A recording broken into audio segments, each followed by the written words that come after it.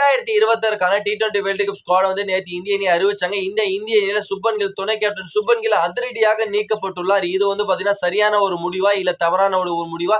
BCG இப்பதாப்பா வந்து கண்ணை திறந்திருக்காங்க. இன்னும் ஒரு சந்தோஷத்துல அப்படின்ட்டு ரசிகர்கள் கொண்டாடிட்டு இருக்காங்க. சுப்மன் கில் வெளியேறதுல ரசிகர்களுக்கு அந்த ஒரு சந்தோஷம், அந்த ஒரு ஆனந்தம் அதை வந்து கொண்டாடிட்டு இருக்காங்க. பிளஸ் 15 பேர் கொண்ட இந்தியாவோட ஸ்குவாட் அறிவிச்சிருக்காங்க. இந்த ஸ்குவாட்ல பிளஸ் தரமான பிளேயர் தான் இந்தியா பிசிசி வந்து அறிவிச்சிருக்காங்களா இல்ல வேற ஏதாவது இதுல பிரச்சனை இருக்கா அப்படின்ட்டு தெளிவா டீட்டெயிலா நம்ம வந்து இந்த வீடியோல வந்து பார்க்கலாம்.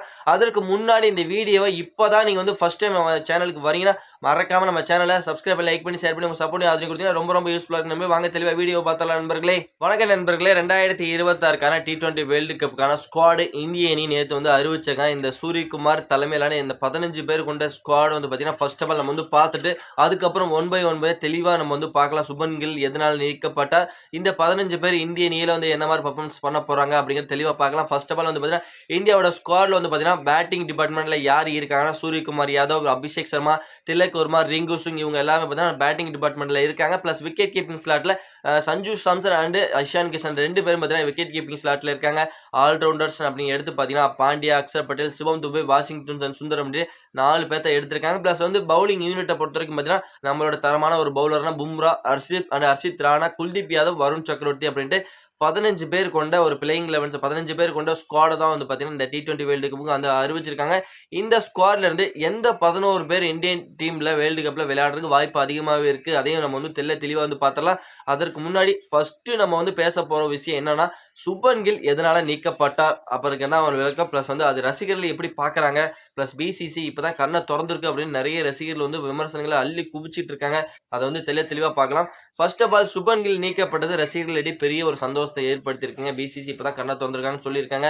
எதனால சுப்மன் கில் நீக்கப்பட்டார் அப்படிங்கன்னா ஃபர்ஸ்ட் ஆஃப் ஆல் வந்து ஒரு 2 காரணத்தை வந்து ஃபர்ஸ்ட் ஆல் சொல்லிடுறேன். அவரோட ஸ்ட்ரைக் ரேட் ரொம்ப மோசமா இருக்கு. எக்ஸ்பெஷலி அபிஷேக் சர்மா பொறுத்த வரைக்கும் அதாவது 180 200 பிளஸ் அப்படின்ட்டு வேற மாதிரி வந்து பேட்டிங் ஆடிட்டு இருக்காரு அபிஷேக் சர்மா பொறுத்த வரைக்கும். ஆனா கில்ல பொறுத்த வரைக்கும் 130 120 110 அப்படின்ட்டு ரொம்ப ஸ்லோவா ரொம்ப மந்தமா வந்து பாத்தீங்கன்னா அந்த ஸ்டார்ட் அவருக்கு ஓப்பனிங்ல ஸ்லாட்ல கிடைக்குது. பவர் பிளேல T20ல இந்த மாதிரிலாம் வந்து விளையாண்டா ஒண்ணுமே பண்ண முடியாது. 2023ல வந்து பாத்தீங்கன்னா சுப்மன் கில் வேற லெவல் ஃபார்ம்ல இருந்தாரு. ஐபிஎல் சச்ச ஃபார்ம்ல இருந்தார். அதே மாதிரி ஃபார்ம்ல இருந்தாருன்னா ஓகே இந்த ஸ்குவாட்ல இந்தியன் ஸ்குவாட்ல கம்பல்சரி இவர் வந்து எடுத்திருப்பாங்க. ஆனா சுப்மன் கில்ல பொறுத்த வரைக்கும் ஓப்பனிங்ல ரொம்ப வந்து மட்டமா விளையாண்டுட்டு இருக்காரு. பிளஸ் அவரோட ஸ்ட்ரைக் ரேட் ரொம்ப கம்மியா இருக்கனால அவரை எடுக்காம இருக்கிறதுக்கு பிசிசி முதல் காரணமா வச்சிருப்பாங்க. ரெண்டாவது காரணம் பிளஸ் அவரோட அவுட் ஆஃப் ஃபார்ம்.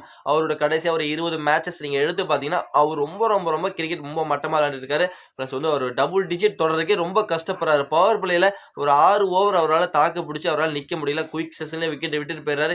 இப்படி விளையாண்டுட்டு இருந்தா வேர்ல்டு கப்ல இந்தியாவுக்கு நல்ல ஒரு ஸ்டார்ட்ங்கிறது கிடைக்காது. அதனால ஒரு கருத்தில் கொண்டு தான் வந்து பாத்தீங்கன்னா இவரை வந்து தூக்கியிருக்காங்க. இவர் வந்து தூக்குனது இந்தியன் டீமுக்கு ஒரு பெனிஃபிட் தாங்க. ஏன்னா இந்தியாவுக்கு இந்த ஓப்பனிங் ஸ்லாட்ல நல்ல ஒரு ஸ்டார்ட் கிடைச்சா மட்டும்தான் அடுத்தடுத்து வர பேட்டர்கள் அதை வந்து பயன்படுத்தி மேல கொண்டு போவாங்க. ஸ்டார்டிங்லேயே போனனுமே பவர் பிளேலேயே பெரிய இன்னிங்ஸ்ங்கிறத அடிக்காம பிளஸ் விக்கெட்டை வந்து போனனே விக்கெட்டை கொடுத்துட்டு வரதுக்கு எதுக்கே நீ ஒரு ஓப்பனிங் பேட்ஸ்மேன் அப்படின்ட்டு பிசிசி ஒன்ன தூக்கியிருக்காங்க. பிளஸ் அதை ரசிகர்கள் கொண்டாடிட்டு இருக்காங்க. ரொம்ப நாளமா ரசிகர் எல்லாம் வந்து எதுக்கா சுப்மன் கில்ல வச்சிருக்கீங்க, எதற்கு சுப்மன் கில்ல வச்சிருக்கீங்கன்ட்டு அவங்க வந்து ஒரு போர்க்குடி தூக்கிட்டு இருந்தாங்க. பிளஸ் ஆனா வாய்ப்புகள் கொடுத்துக்கிட்டே இருந்தாங்க சுப்மன் கில்லுக்கு. பிளஸ் என்னதான் தோல்வி அடைஞ்சாலும் இப்ப அதுக்கு எல்லாம் ஒட்டு மொத்தமா செக் வைக்கிற மாதிரி world cup T20 world cup ஸ்குவாட்ல இருந்து பிசிசி வந்து பாத்தீங்கன்னா சுப்மன் கில்ல வந்து தூக்கி இருக்காங்க. இது ரசிகர்கள் மத்தியில ஒரு பெரிய ஒரு சந்தோஷத்தை ஏற்படுத்தி இருக்கு. பிளஸ் இது உங்களுக்கு எந்த மாதிரி சுப்மன் கில் நீக்கப்பட்டது சரியான ஒரு முடிவா இல்ல தவறான முடிவா அப்படிங்கிறது மறக்காம நம்மளோட கமெண்ட் செக்ஷன்ல மறக்காம கமெண்ட் பண்ணிருக்கேன் நண்பர்களே.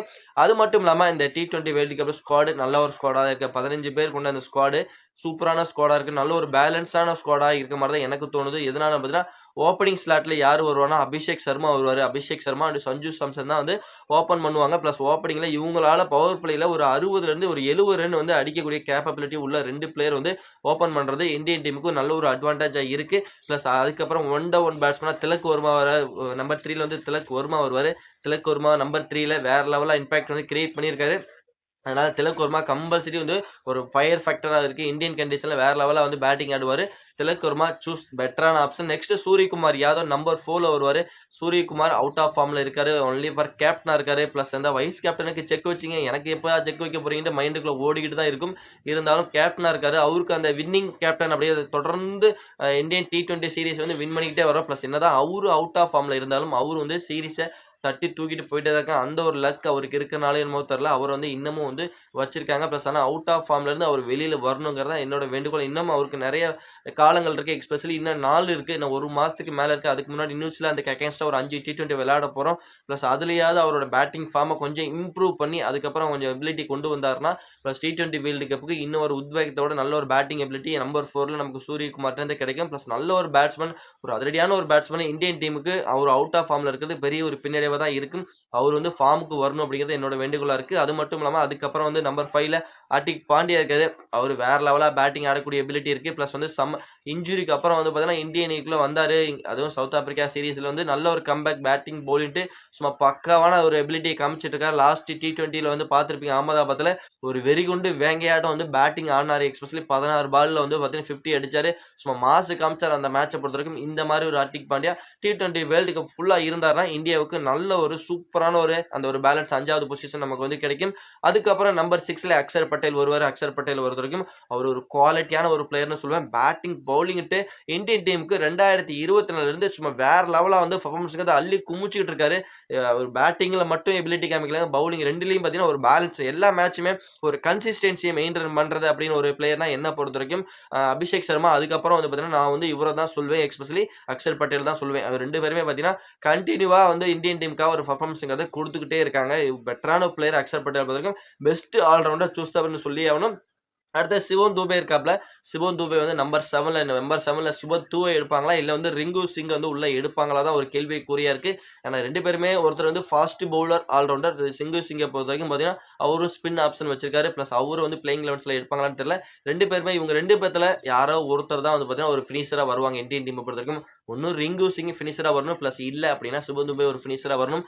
2 பேருமே பார்த்தீங்கன்னா, அந்த ஃபினிஷிங் எபிலிட்டி நல்லா இருக்கு. எஸ்பெஷலி சிவம் தூபவே கம்பேர் பண்ணும்போது என்ன பொறுத்தவரைக்கும் ரிங்கு சிங் வந்து சூப்பரான ஒரு ஃபினிஷர்ன்னு நான் வந்து சொல்லுவேன். ஏன்னா, சிவம் தூபே வந்து பார்த்தீங்கன்னா, ஒன்லி ஸ்பின்னர் மட்டும் தான் அட்டாக் பண்ணுவாரே தவிர, பெருசா வந்து ஃபாஸ்ட் பவுலர் அட்டாக் பண்ணி நான் பார்த்தது கிடையாது. ஆனா, ரிங்கு சிங் வந்து யாரையுமே விட மாட்டாரு. ஃபாஸ்ட் ஸ்பின்லாம் விட மாட்டாரு.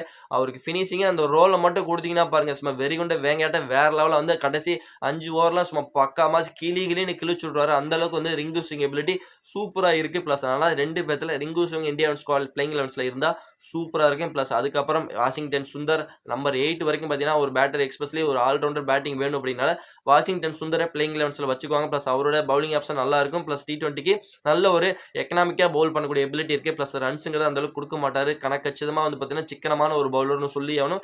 பேட்டிங் எபிலிட்டி இருக்கு. பேட்டிங்லயும் பார்த்தீங்கன்னா, அவரால ஒரு டீசென்ட்டான ஒரு கான்ட்ரிபியூஷன் குடுக்க முடியும். பிளஸ் கொஞ்ச காலமா கொஞ்சம் புவர் ஃபார்ம்ல இருக்காரு பேட்டிங்ல. அத கொஞ்சம் இம்ப்ரூவ் பண்ண ஏதோ 1 மேட்ச் 2 மேட்ச் அடிக்கிறாரு. பிளஸ் ஒரு சில மேட்ச் வந்து அடிக்க மாட்டிக்கிறாரு. அத கொஞ்சம் சேஞ்ச் பண்ணணும். அத கன்சிஸ்டன்சிய மெயின்டெயின் பண்ணாருன்னா, சும்மா வேற லெவலா இருக்கும் இந்தியன் டீம பொறுத்தவரைக்கும். வாஷிங்டன் சுந்தருக்கும் நல்ல ஒரு சான்ஸ்ங்கிறது காத்துக்கிட்டு இருக்கு. ஓகே. அதுக்கப்புறம் வந்து பார்த்தீங்கன்னா, நம்பர் 9, நம்பர் 10, நம்பர் 11 தான் இந்தியன் டீமோட முக்கியமான ஒரு துரும்பு சீட்டா இருக்கு. எஸ்பெஷலி நம்பர் 9ல கம்பல்சரி இந்த ஜஸ்பிரித் பும்ரா உள்ள எடுத்துருவாங்க. பும்ரா தான் வந்து பெட்டரான ஒரு பிளேயரா இருப்பாரு. ஃபர்ஸ்ட் ஆஃப் ஆல் பும்ராவுக்கு தான் பிரிஃபரன்ஸ் அதிகமா இருக்கு இந்தியன் டீம பொறுத்தவரைக்கும். அவரு ஒரு குவாலிட்டியான ஒரு பவுலர். 4 ஓவர் போட்டால் நறுக்குன்னு நச்சுன்னு போடுவாரு. பிளஸ் வந்து அவரோட ஓவர்ஸ் வந்து ஃபேஸ் பண்றதுக்கு ரொம்ப ரொம்ப கஷ்டமா இருக்கும். பிளஸ் அவரு கொஞ்சம் இப்ப ரன்ஸ்ங்கள வாரி வழங்கிட்டு இருக்காரு. பிளஸ் அவரோட பவுலிங் ஆக்ஷன்லாம் கொஞ்சம் ரீட் பண்ணிட்டாங்களா அப்படிங்கிற மாரி தான் தோணுது. பிளஸ் அவரோட பவுலிங் எபிலிட்டிய மறுபடியும் 2024ல எப்படி வந்து பயங்கரமா ஒரு எபிலிட்டி காமிச்சாரோ, அதே மாரி இப்ப லாஸ்ட்டா சவுத் ஆப்பிரிக்கா அகைன்ஸ்டா 5வது T20ல எப்படி ஒரு எபிலிட்டி காமிச்சாரோ, அதே மாரி மறுபடியும் கன்டின்யூ பண்ணாருன்னா, அவரோட கொஞ்சம் ஃபார்ம மறுபடியும் கொஞ்சம் வெளிக்கொண்டு வந்தாருன்னா, பும்ரா வேற லெவலா பண்ணுவாரு. பிளஸ் பும்ரா கொஞ்சம் அவுட் ஆஃப் ஃபார்ம்ல தான் இருந்துட்டு இருக்காரு இப்போதைக்கு. அது மட்டும் இல்லாம நம்பர் 10ல வந்து பார்த்தீங்கன்னா, ஹர்தீப் சிங் தான் வருவாரு. ஏன்னா T20ல நல்ல ஒரு பவுலரா இருந்துட்டு இருக்காரு. மோஸ்ட் ஆஃப் த விக்கெட் அவர் தான் எடுத்திருக்காரு இந்திய அணிய பொறுத்தவரைக்கும். ஆனா இந்த சவுத் ஆப்பிரிக்கா சீரிஸ்ல ரன்கள வாரி வாரி வாரி வழங்கியிருக்காரு. ஒரு மேட்ச் விக்கெட்டா எடுக்குறாரு. ஒரு மேட்ச் ரன்கள வாரி வழங்குறாரு. ரொம்ப எக்ஸ்பென்ஸ் பவுலரா இருக்கிறாரு. பிளஸ் அவரு வந்து பார்த்தீங்கன்னா, ஆனா T20க்கு நல்ல ஒரு பெட்டரான ஒரு பவுலர்ன்னு சொல்லி ஆகணும். பிளஸ் அவரோட அந்த கொஞ்சம் சில தவறுகள கொஞ்சம் சேஞ்ச் பண்ணாருன்னா, இந்த T20 வேர்ல்டு கப்ல சும்மா வேற மாரி இருக்கும். இவரோட பவுலிங் யூனிட்ட பொறுத்தவரைக்கும் கடைசியான ஒரு பவுலர் யார் பார்த்தா வருண் சக்ரவர்த்தியா, குல்தீப் யாதவா நீங்க வந்து போனீங்கன்னா, ஃபர்ஸ்ட் ஆஃப் ஆல் வந்து வருண் சக்ரவர்த்திக்கு சான்ஸ் குடுப்பாங்க. ஏன்னா most of the wicket South Africa சீரிஸ்ல எடுத்திருக்காரு இந்த இந்தியன் கண்டிஷன்ல.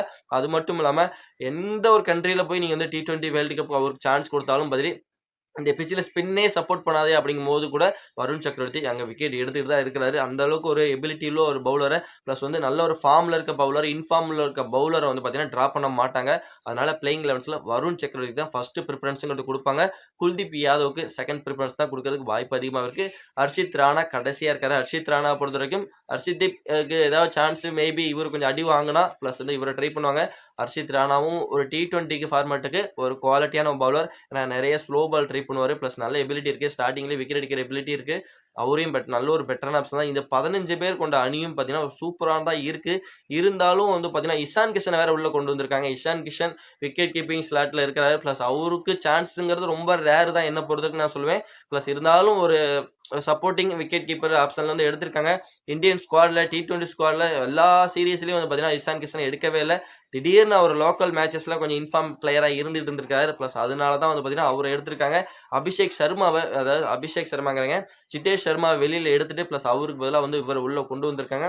இந்தியன் ஸ்குவாட் 15 பேர் கொண்ட ஸ்குவாட் நல்லா தான் இருக்கு. பிளஸ் சர்ப்ரைஸா இருக்கு. டீம் நல்ல ஒரு பேலன்ஸ்டு டீமா தான் தெரியுது. பிளஸ் இதுல பிளேயிங் 11ஸ்ன்னு எடுத்து பார்த்தீங்கன்னா, இதுல ஒரு எந்த 2 பிளேயர்ல வந்து நம்ம வந்து ஸ்கிப் பண்ணலாம்னா, குல்தீப் யாதவ் ஸ்கிப் பண்ணலாம். ஹர்ஷித் ராணாவ ஸ்கிப் பண்ணலாம். பிளஸ் இந்த ஒரு மேட்ச் அதாவது 2024ல எப்படி நம்ம T20 வேர்ல்டு கப்ப தட்டி தூக்குனோமோ, அதே மாரி 2026 வேர்ல்டு கப்ப தட்டி தூக்குவோமா? பிளஸ் இந்தியாவோட ஸ்குவாட்ல வந்து பார்த்தீங்கன்னா, 15 பேர் கொண்ட இந்தியாவோட ஸ்குவாட் பிசிசி அறிவிச்சது ஒரு சரியான முடிவு தானா? சுப்மன் கில் நீக்கப்பட்டது ஒரு சரியான முடிவு தானா? எல்லாமே நம்ம வந்து பார்த்தீங்கன்னா, மறக்காம நம்மளோட கமெண்ட் செக்ஷன்ல கமெண்ட் பண்ணிருங்க நண்பர்களே. அது மட்டும் இல்லாம இந்த வீடியோ புடிச்சதுன்னா லைக் பண்ணி, ஷேர் பண்ணி உங்க சப்போர்ட்டையும் ஆதரவையும் குடுத்தீங்கன்னா ரொம்ப யூஸ்ஃபுல்லா இருக்கும். மறக்காம லைக் பண்ணுங்க. பக்கத்துல ஹைப்ங்கிற பட்டன் வரும். அதையும் கிளிக் பண்ணிக்கங்க. அப்பதான் நம்ம போடக்கூடிய வீடியோஸ் எல்லாம் பார்த்தீங்கன்னா, உங்கள மாரி நெறைய நண்பர்கள்ட்ட போய் காமிக்கும் நண்பர்களே. ஓகே நண்பர்களே, நம்ம வந்து நெக்ஸ்ட் வீடியோ பண்ணலாம். Bye bye friends.